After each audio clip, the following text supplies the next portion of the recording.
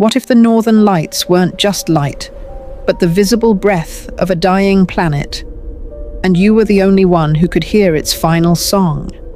Orion never questioned the sky. Why would he? The emerald ribbons and violet curtains had always danced above his mountain home. That was the thing about magic. You stop seeing it when it's always there. Don't we all?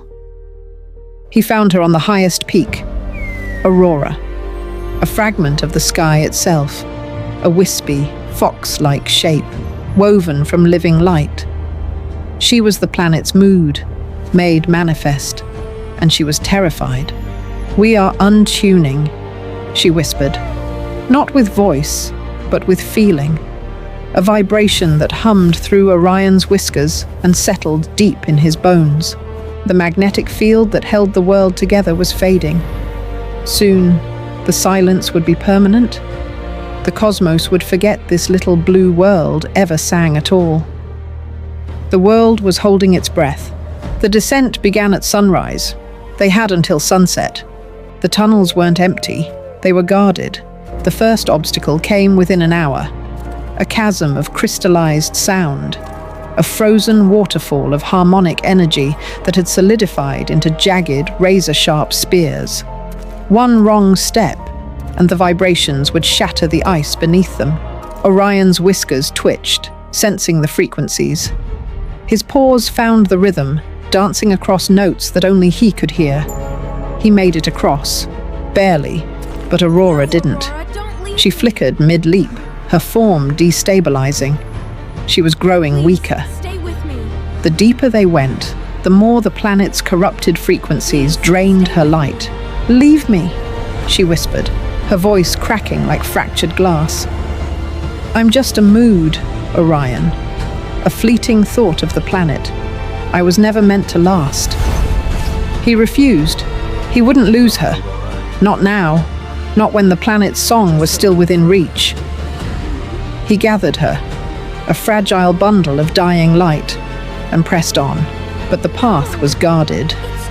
A leviathan of solidified magnetic light, sleeping but dreaming of intruders.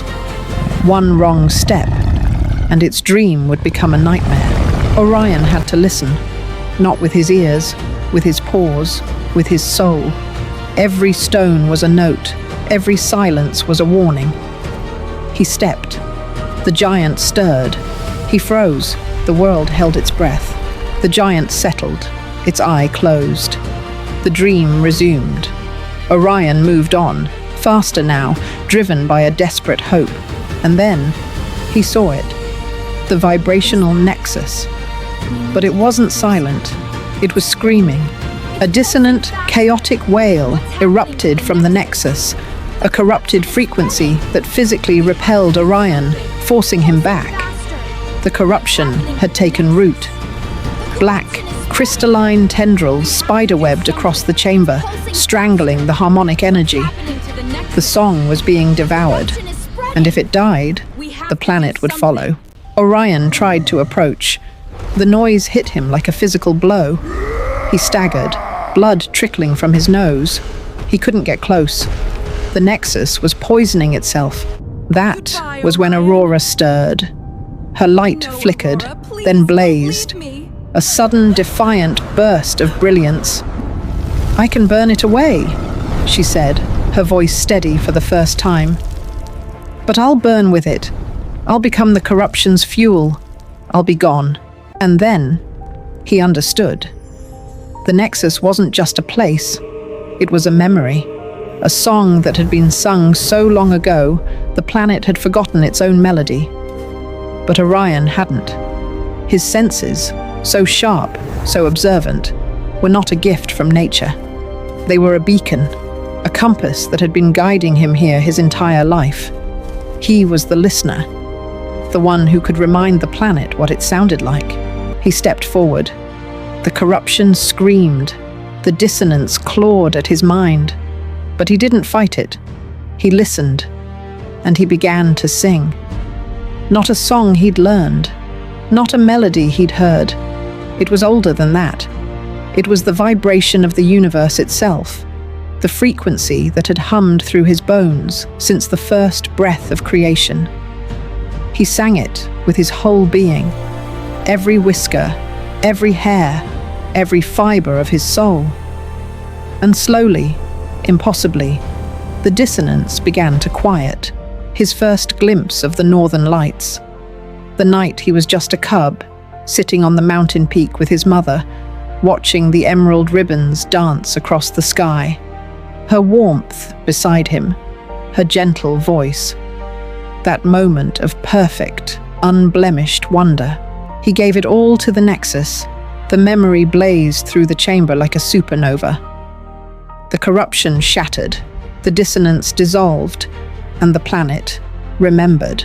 A harmonic pulse erupted from the Nexus, first a whisper, then a chorus, then a roar that shook the foundations of reality itself.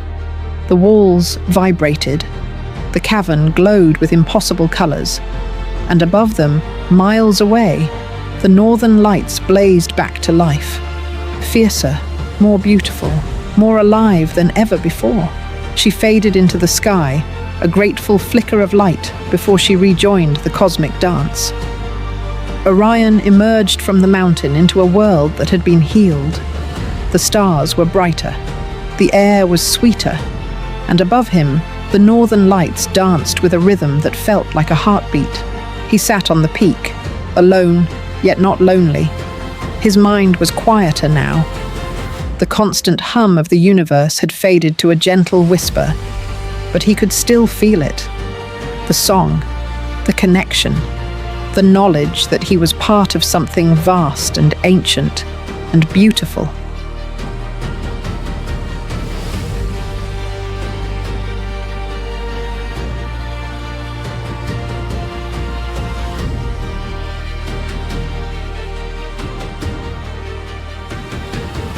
He couldn't remember his mother's voice anymore, not exactly, but he remembered the warmth, and he understood with a clarity that felt like dawn breaking over a frozen sea.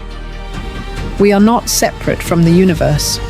We are the universe, remembering itself, and sometimes all it needs is a listener. The scent of stardust,